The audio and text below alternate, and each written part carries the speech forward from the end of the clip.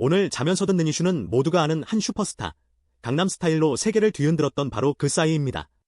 싸이 씨가 2022년부터 의사를 직접 만나지도 않고 매니저를 시켜서 향정신성 의약품을 받아왔다는 혐의로 경찰 조사를 받고 있대요. 이게 진짜 가능한 일인가요? 과거 대마초 사건부터 병역 논란까지 있었는데 이번엔 향정신성 의약품이라니. 특히 저는 소속사의 해명을 듣고 좀 충격받았는데요. 대리 수령은 맞지만 대리 처방은 아니었다. 솔직히 이 말이 무슨 뜻인지 아직도 잘 모르겠습니다. 자, 사건을 처음부터 한번 따라가 보죠. 시작은 2022년이었습니다. 싸이 씨가 서울의 한 대학병원에서 자낙스나 스틸록스 같은 약을 처방받아왔다는 거예요. 이게 불안하거나 잠이 안 올 때 먹는 약인데 문제는 중독성이 엄청 강해서 2021년 11월부터는 법으로 비대면 진료가 아예 막힌 약물이라는 거죠. 그런데 싸이 씨는 병원에 직접 가지도 않고 매니저 같은 다른 사람을 통해 약을 받아온 정황이 딱 걸린 겁니다.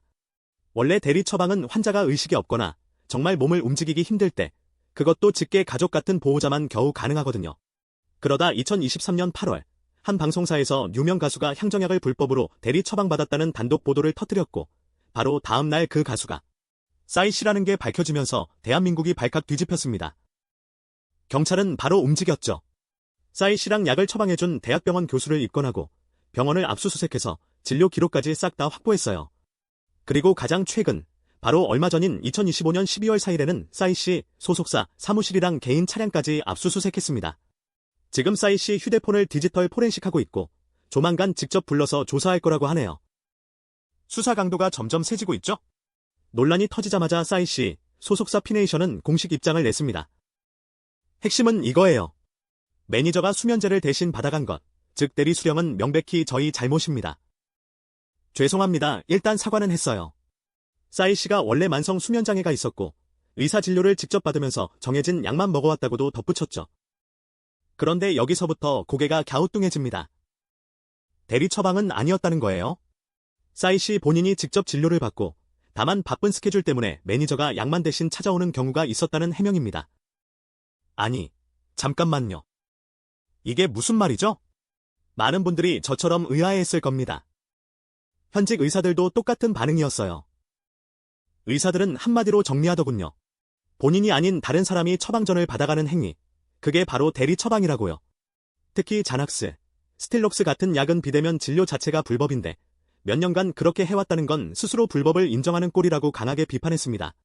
결국 소속사의 해명은 수령과 처방이라는 단어를 굳이 나눠서 책임을 피하려는 말장난처럼 보일 수밖에 없는 거죠. 이 해명이 나오자마자 온라인 커뮤니티는 그냥 불타올랐습니다. 대부분의 반응은 싸이 씨와 소속사에 대해 굉장히 비판적이었어요. 가장 많이 나온 얘기가 이게 말장난이 아니면 뭐냐는 지적이었죠. 대리 수령과 대리 처방을 나누는 것 자체가 말이 안 된다. 본인이 병원을 안 갔다면서 이게 대리 처방이 아니면 도대체 뭐냐, 이런 의견이 대부분이었습니다. 일반인들이 보기에도 상식적으로 납득이 안 되는 해명이었던 거죠.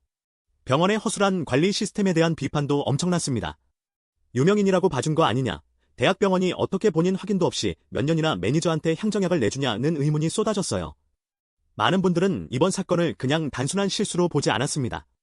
과거 다른 연예인들의 약물 논란을 떠올리면서 유명인들의 반복되는 불법 행위에 대해 더 엄격한 처벌이 필요하다는 목소리가 높았습니다. 왜 이런 논란이 계속 반복되는 걸까요? 유명인들이 자신의 사회적 영향력을 너무 가볍게 생각하는 건 아닌지 돌아봐야 할 때인 것 같습니다. 네. 오늘은 가수 싸이 씨의 향정신성 의약품 대리 수령 의혹을 깊게 파봤습니다. 2022년부터 이어진 불법적인 약물 수령, 그리고 그걸 감싸려는 듯한 모호한 해명은 대중의 실망감만 키우고 있습니다. 이번 사건은 단순히 약을 먹는 문제를 넘어 유명인의 책임감과 법을 지키는 것의 중요성을 다시 한번 생각하게 만드네요. 경찰 수사 결과가 어떻게 나올지, 그리고 싸이 씨는 어떤 책임을 지게 될지 자면서 듣는 이슈가 계속 지켜보겠습니다. 여러분의 밤은 잠 못 이루는 이슈로 가득하길 바라며 저는 다음 주에 다시 돌아오겠습니다.